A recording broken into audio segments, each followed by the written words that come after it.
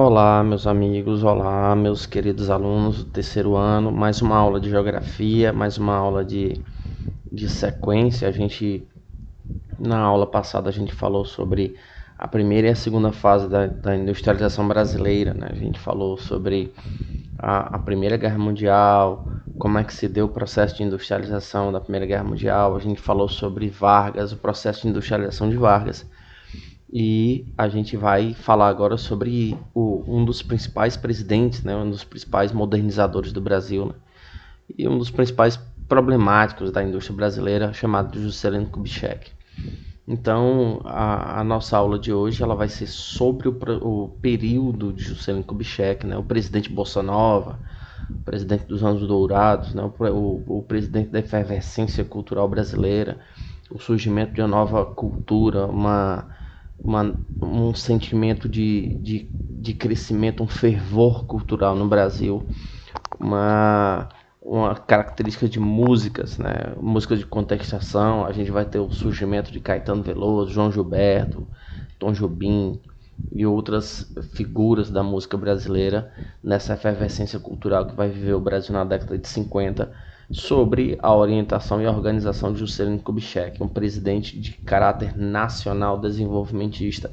A gente vai entender como era o papel desse presidente nesse cenário brasileiro que a gente estava vivendo, um cenário de Guerra Fria, um cenário sobre o olhar atento da grande águia norte-americana, né? Sobre o Brasil e sobre o mundo no cenário, no contexto internacional sobre a Guerra Fria. Como eu sempre falo para vocês, o contexto brasileiro ele vivencia muito o contexto internacional. Então, o que o Brasil está vivendo com Juscelino Kubitschek é o que o mundo esperava sobre a orientação norte-americana. Então, vamos entender um pouquinho desse período, né, período de 1955 até 1960, né, 56 a 60, que foi o período que Juscelino Kubitschek ele vai governar.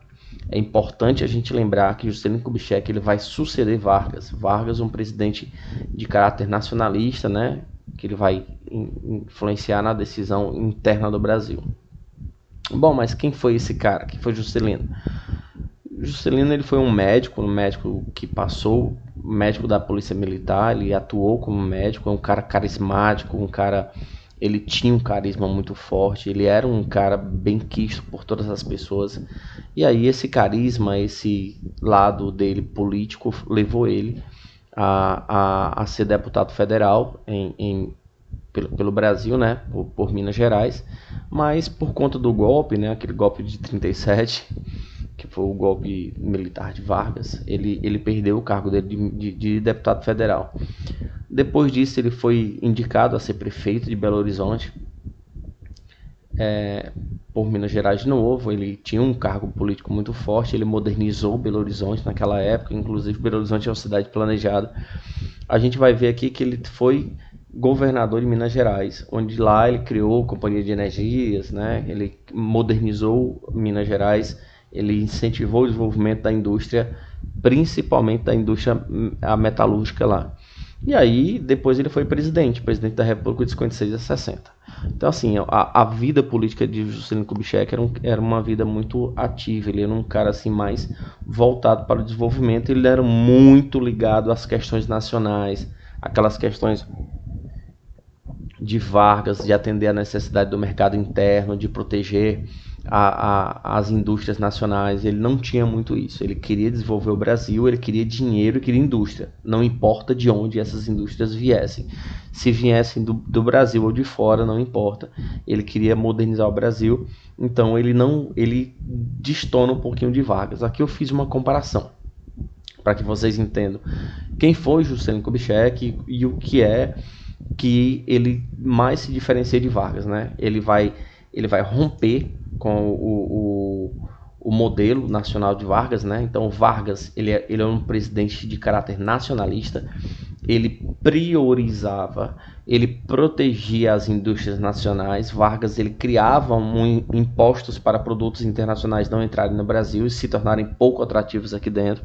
ele protegia as empresas nacionais, ele criava, ele criou investimentos, por exemplo, indústrias de base, né?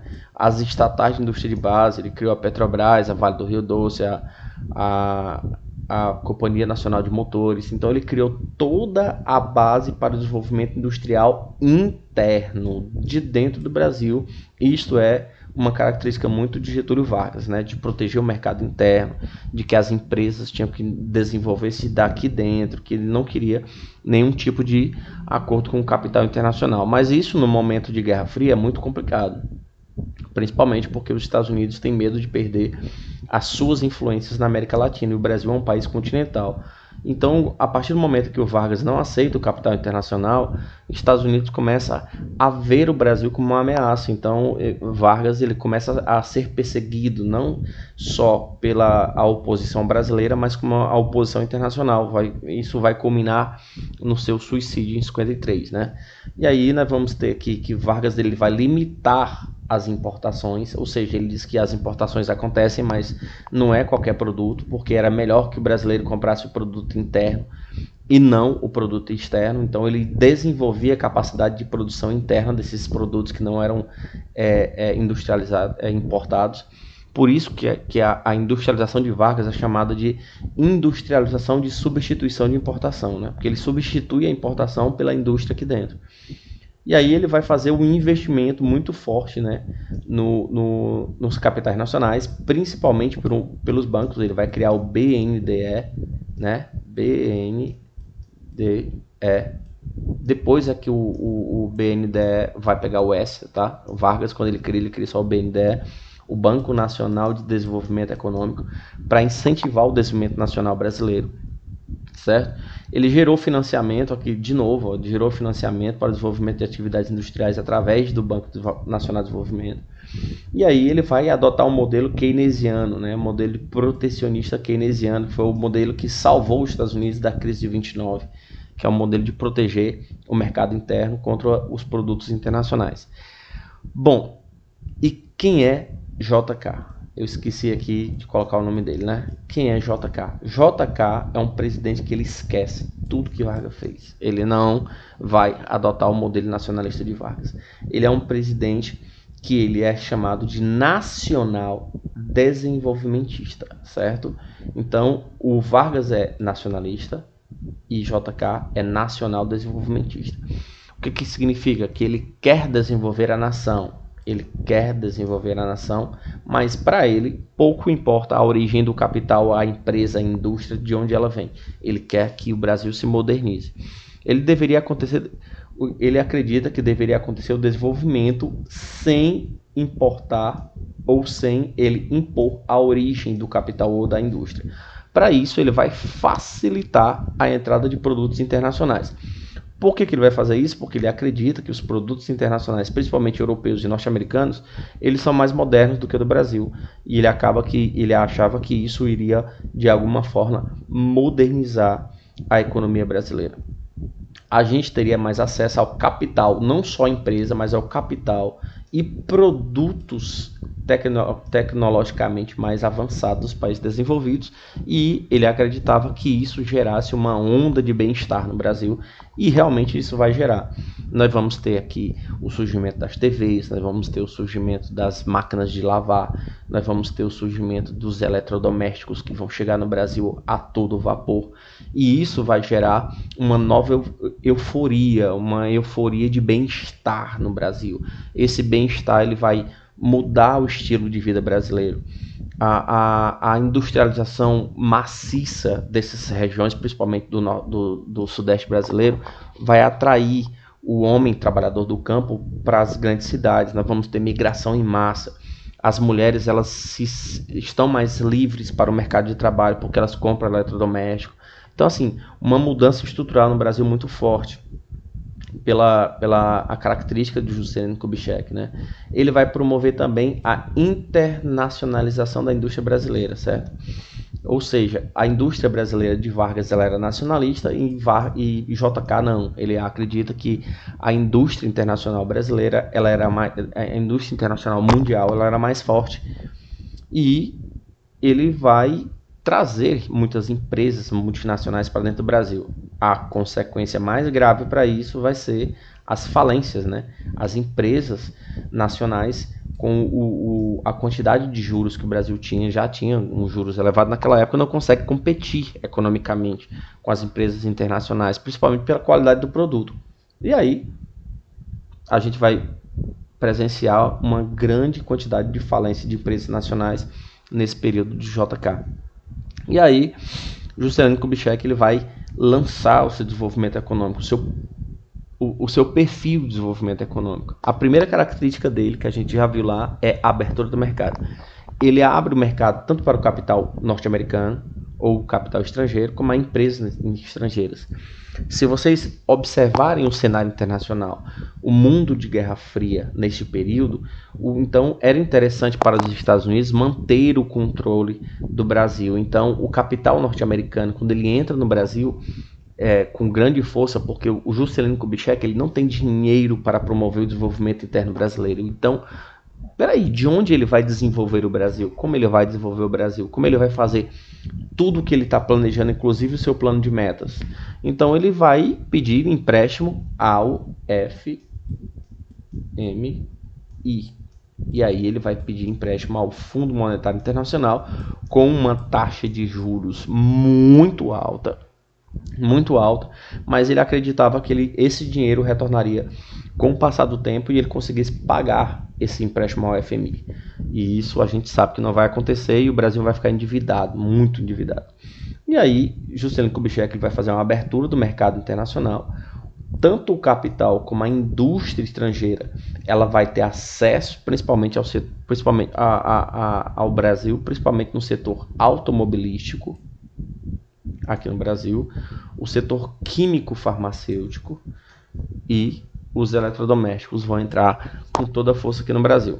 E aí nós vamos ter dentro do seu plano econômico também o seu plano, o principal plano, né, o plano de metas. Juscelino, o plano de metas, naquela frase dele, que ele disse que vai desenvolver o Brasil 50 anos em 5. Ou seja, o Brasil vai evoluir 50 anos dentro do seu mandato, ou seja, em 5 anos. Então, ele diz que o Brasil vai se modernizar 50 anos em 5. E para isso ele vai investir maciçamente em 3 setores principais. Transporte, principalmente rodoviário, não esqueçam disso, tá? O setor industrial, ele vai abrir as portas para o Brasil, para as indústrias internacionais, ou as grandes indústrias, a gente vai ver isso, a gente viu isso na geografia do ano passado. E aí o setor energético, onde ele vai investir em produção de energia, principalmente a hidrelétricas. E aí nós vamos ter aqui, 73% dos investimentos, 73% dos investimentos que ele conseguiu com o FMI foi para energia e transporte. Observe aqui que energia e transporte responde por 73% do seu plano de metas. A dúvida era, e o povo? E a educação? E a alimentação? E o desenvolvimento social? Isso tudo, pessoal, foi deixado de lado. Então, para Juscelino Kubitschek, o desenvolvimento social, ele vinha com o desenvolvimento econômico, e isso acontecia automaticamente. Ele acreditava que a educação, uma educação mais tecnicista, uma educação que promovia o desenvolvimento do trabalhador, ela seria fundamental, formasse homens trabalhadores e não educados. Então, uma educação mais pífia, né, mais pequena. O setor de energia, ele serviria para dar suporte a essa nova industrialização que estava chegando, por isso que foram instaladas muitas hidrelétricas no mundo todo, no Brasil todo. E o setor de transporte, que ele dava suporte à nova industrialização, principalmente porque o Brasil vai abandonar o setor ferroviário e ele vai priorizar o setor automobilístico, usando como característica as hidrelétricas como as principais fontes de energia, né? Aí eu coloquei aqui, né, os setores esquecidos, né? A educação, ela vai ficar esquecida, ninguém nem ouve falar no período de Juscelino Kubitschek. A alimentação, o desenvolvimento social, isso tudo vai ser esquecido no período de desenvolvimento dele. E dentro do seu plano de metas existia o que ele chamava de tripé econômico, né? O tripé industrial ou o tripé econômico. Para ele precisava ter as indústrias de bem de consumo não duráveis, certo? As indústrias de bem de consumo não duráveis, ela seria financiada pelo capital privado nacional. Ou seja, o que é a indústria de bem de consumo não durável? Alimento, roupa, aquilo que a gente usa imediatamente para o nosso dia a dia. Tem pouca tecnologia e gera uma renda circular muito forte. Por exemplo, o que abastece o supermercado, tudo que abastece o supermercado é produzido por indústria de bens de consumo não durável. Os bens de produção e bens de capital eram investimento estatal, aqueles criados por Getúlio Vargas, aqui ó, o aço, o metal, a eletricidade, a Petrobras. Então tudo isso era bancado pelo Estado. Então é importante que vocês entendam isso. Bem de consumo, característica de baixa tecnologia, capital privado nacional.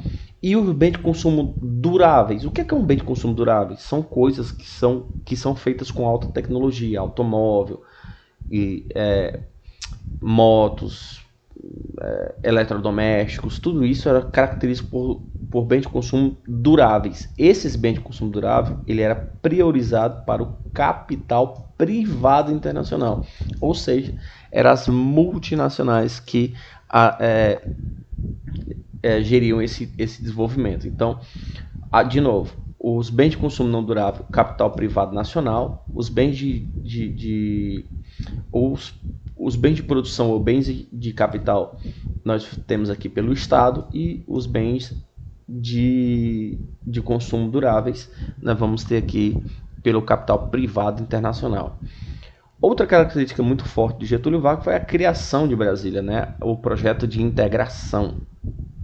A gente vê muito, questiona-se muito na prova quais eram os objetivos de Vargas, né? E aí Getúlio ele vai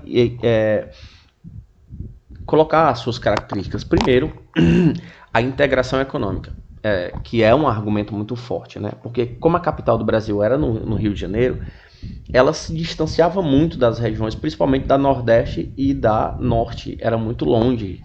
Então, quando ele traz a capital do Rio de Janeiro para o centro do país, então a capital ela se torna muito próximo de todas as regiões, porque como ela está no centro do país, ela fica a uma equidistância das regiões, ela fica a mesma distância do Norte, do Nordeste, do Centro-Oeste, do Sul. Então ele se torna uma região mais integradora. Sem falar que ela se tornando ali no centro do país, as estradas e rodagens seriam necessárias, e o desenvolvimento econômico, principalmente do automobilístico, era muito para absorver o comércio do automóvel ali naquela região. E sem falar também que, como a gente estava no período de Guerra Fria, então o capital, por exemplo, a capital estando no litoral, ela ficava muito fácil, né? Fragilizada militarmente. Então eles decidiram interiorizar ela, o seu centro administrativo do país, para melhorar a proteção do centro administrativo brasileiro. Então nesse caso, a gente vai falar sobre a integração econômica, né, que deixa a capital mais próxima de todas as regiões, e o estímulo à criação de novas rodovias, e também a gente vai falar sobre a interiorização da capital por questão de segurança nacional, né? E aí, nesta época, além da construção de Brasília, nós vamos ter a integração do Brasil, né? A Sudam, que era uma superintendência, né, que tinha como característica o desenvolvimento da Amazônia, e a Sudene, o desenvolvimento do Nordeste. Empresas que praticamente não funcionaram, mas estão aí.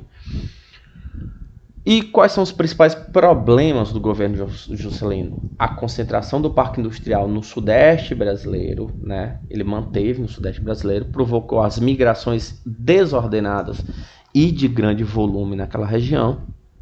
Nós vamos ter o crescimento rápido e desordenado das principais capitais do Sudeste brasileiro.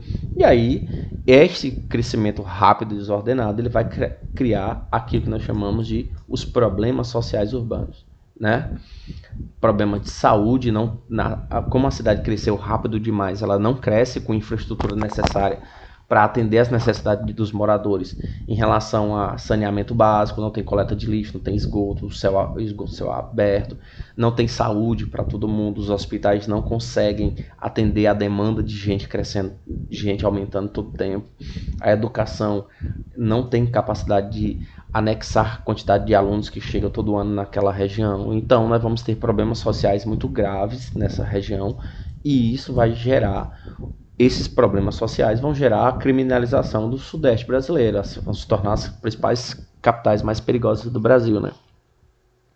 E aí esse crescimento acelerado vai gerar um aumento da dívida externa muito forte, principalmente o aumento da inflação, o custo de vida fica mais alto, a redução do poder de compra, né, do salário, e aí vai gerar o abismo social gigantesco, um abismo social entre o rico e o pobre, e principalmente porque Juscelino Kubitschek gastou muito dinheiro na construção de Brasília.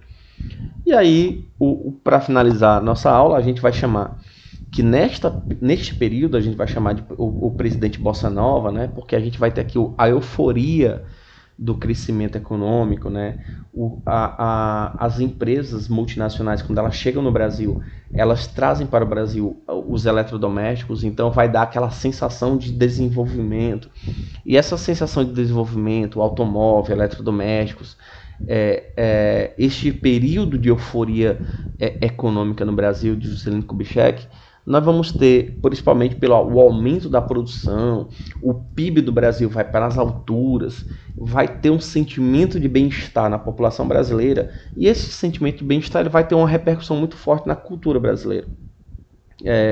Na época de Vargas, nós tínhamos o desenvolvimento do samba, né? O samba foi muito forte na época de Vargas. Só que agora era um negócio mais arrojado, era um negócio mais moderno, até a modernidade tinha chegado no Brasil, então o samba ele tinha que ser uma coisa ultrapassada, ele tinha que ficar para trás. E vai ser quando a cultura norte-americana, que era muito comum na década de 50, que era o jazz, né, que era aquela improvisação, aquela guitarra.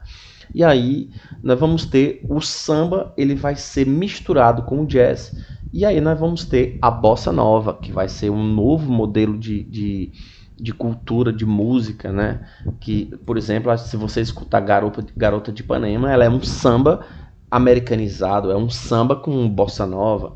A gente vai ter uma característica muito forte, né, na visão, por exemplo, de João Gilberto, Caetano Veloso, Gal Costa, Tom Jobim, Erasmo Carlos, Roberto Carlos, essa galera toda aí da bossa nova, eles vão dar uma nova roupagem para a cultura brasileira. Sem falar que o Brasil viveu essa euforia, principalmente até porque na Copa de 58 o Brasil foi a primeira vez campeão mundial, né? Lá na Suécia. Aqui nós temos aqui o Pelé, o menino.